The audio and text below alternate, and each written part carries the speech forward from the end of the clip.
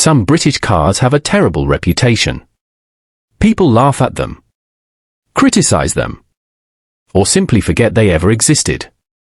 But history isn't always fair, because hidden behind the jokes are cars that were genuinely clever. Cars that introduced new ideas, offered excellent value, or drove far better than people remember. Many were victims of bad timing, poor marketing, or problems that were eventually fixed. Today, classic car enthusiasts are giving many of these forgotten machines the respect they always deserved. Here are 10 British cars that were better than everyone remembers. Number 10, Austin Maxi, 1969. When the Austin Maxi arrived in 1969, British Leyland hoped it would become Britain's perfect family car. At first, many buyers weren't impressed. The styling looked awkward. The early gearbox received heavy criticism. Build quality wasn't always consistent. Because of that, the Maxi quickly earned a poor reputation. But here's what many people forget. The Austin Maxi was years ahead of its rivals. It offered 5 doors when most family cars still had only 4. The rear seats folded completely flat. It had enormous luggage space. Long before hatchbacks became fashionable, the Maxi was already doing everything modern families wanted. Owners who looked after them often praised their comfort, their practicality, and surprisingly low running costs. Today, many enthusiasts believe the Maxi deserved far more credit than it ever received. It wasn't perfect, but it was certainly much better than history remembers. And if the Maxi was ahead of its time, the next British car became famous for one weakness, while everyone ignored how brilliant the rest of it actually was. Number 9, Hillman Imp, 1963. The Hillman Imp, launched in 1963, was supposed to challenge the mighty Mini.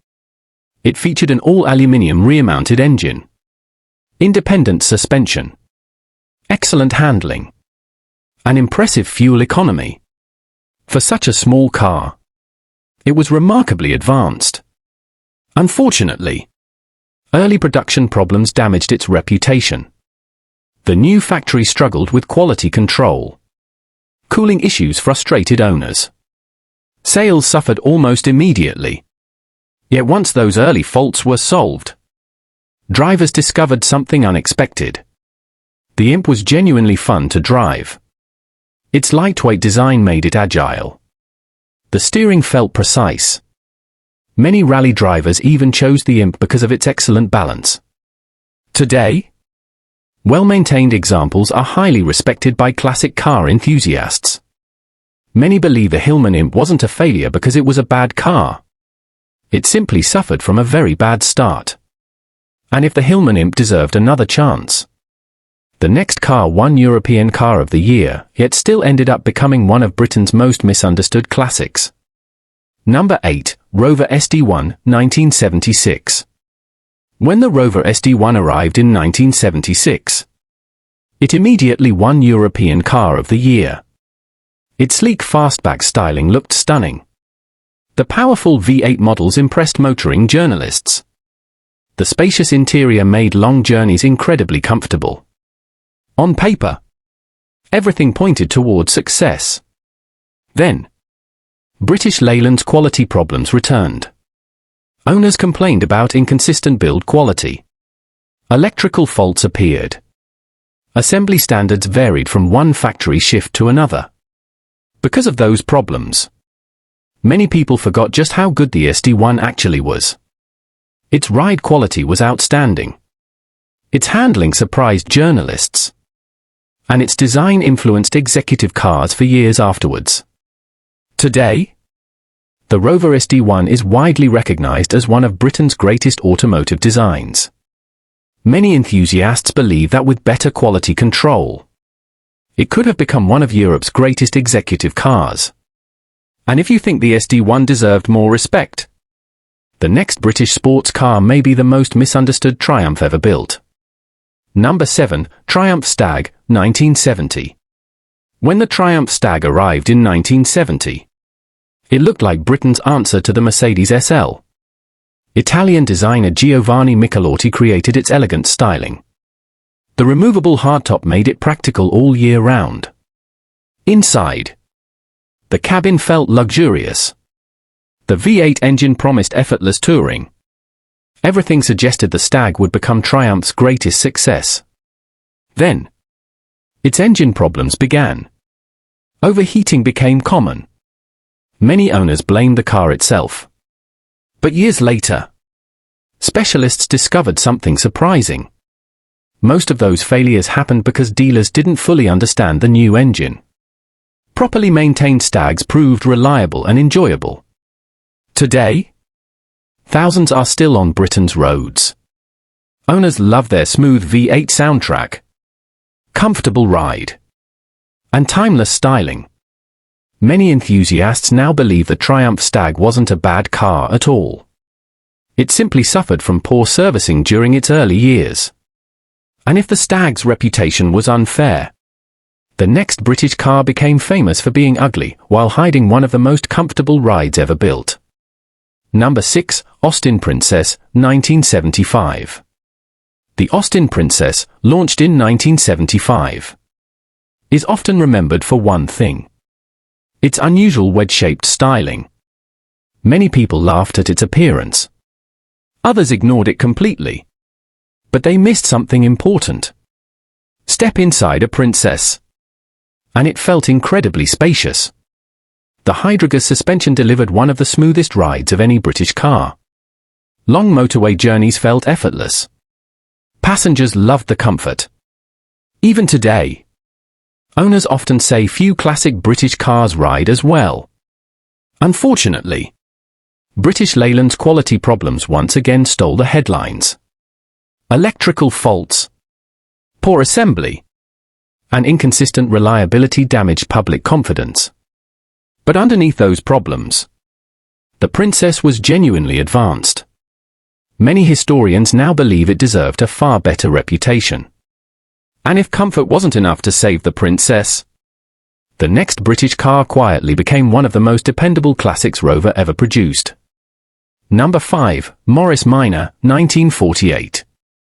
When the Morris Minor appeared in 1948, nobody expected it to become one of Britain's greatest success stories.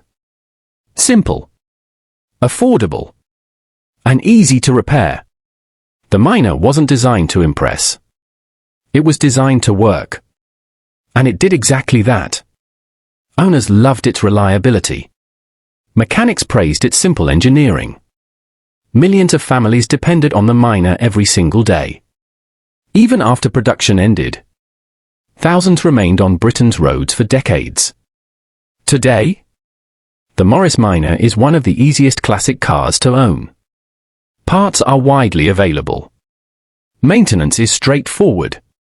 And its friendly driving experience still wins new fans every year. Sometimes, the best British cars weren't the fastest or the most beautiful. They were simply the ones that never let people down.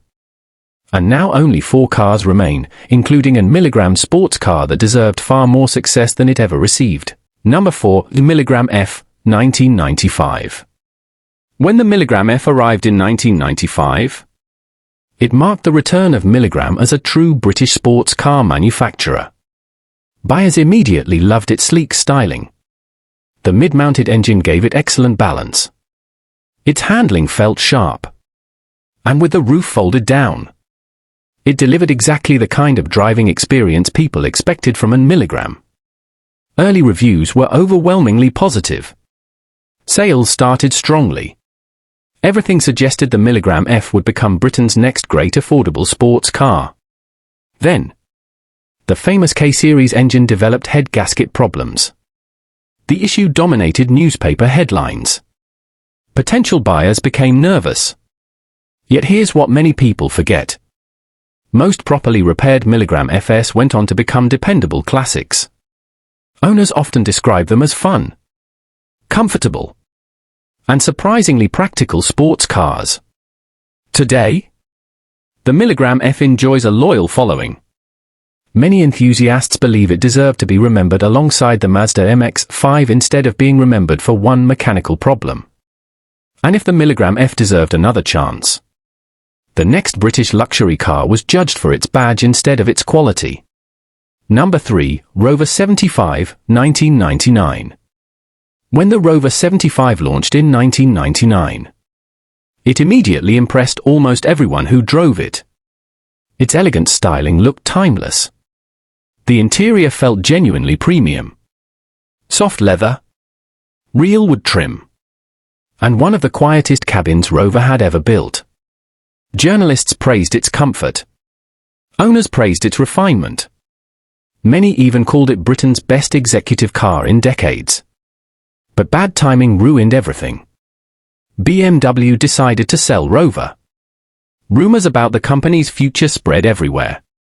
Customers began worrying about warranties, spare parts, and resale values. Sales slowed dramatically. Not because the Rover 75 was a poor car, but because buyers had lost confidence in the company behind it. Today, the Rover 75 has become one of Britain's most respected modern classics. Many enthusiasts believe it was one of Rover's greatest achievements. And if the Rover 75 deserved more success, the next Jaguar proved that first impressions can sometimes destroy an excellent car. Number 2, Jaguar XJ40, 1986. When the Jaguar XJ40 arrived in 1986, Jaguar had spent more than 10 years developing it. The expectations were enormous. Its new suspension improved handling. Fuel economy was better than previous Jaguars. The cabin remained wonderfully luxurious. Driving one still felt special. Unfortunately, early electrical problems damaged its reputation. The digital dashboard caused headaches. Small faults received huge media attention. Many buyers simply walked away. But later production cars improved dramatically. Owners discovered just how capable the XJ40 really was. It remained comfortable, elegant, and one of the finest motorway cruisers Britain had ever produced. Today, collectors actively search for well-maintained XJ40s. Many classic Jaguar experts believe it was one of the brand's most underrated luxury cars. And only one car remains, a British Grand Tourer that many believe should have become one of the greatest cars ever built. Number 1, Jensen Interceptor, 1966. When the Jensen Interceptor arrived in 1966, it looked like Britain had finally built a car capable of taking on Aston Martin and Maserati. Its body was designed in Italy. The styling was breathtaking. Under the bonnet sat a huge Chrysler V8, delivering effortless power. Inside, owners enjoyed handcrafted leather, wood trim, and genuine luxury. Motoring journalists loved it. Customers admired it. Everything suggested the Interceptor would become one of Britain's greatest grand touring cars. Then, the world changed. The 1973 oil crisis sent fuel prices soaring. Suddenly, large V8-powered cars became expensive to own. Insurance costs climbed. Demand collapsed almost overnight. Jensen simply couldn't survive. Production ended in 1976, and the company soon disappeared. But here's the remarkable part. Today, the Jensen Interceptor is regarded as one of Britain's finest classic grand tourers. Owners praise its comfort, its incredible V8 soundtrack, and its timeless styling. Many collectors believe it deserved the worldwide success enjoyed by Aston Martin. Instead, it became one of Britain's greatest what-if stories. Sometimes, a great car doesn't fail because it's bad. Sometimes, it simply arrives at the worst possible moment. Not every forgotten British car deserved its reputation. Some were genuinely ahead of their time. Others suffered because of poor management, bad timing, or problems that were eventually solved. Today, Many of these cars are finally receiving the respect they always deserved from classic car enthusiasts. Which British car do you think was the most underrated? Let us know in the comments. And don't forget to subscribe to UKTorque for more forgotten stories from Britain's incredible automotive history.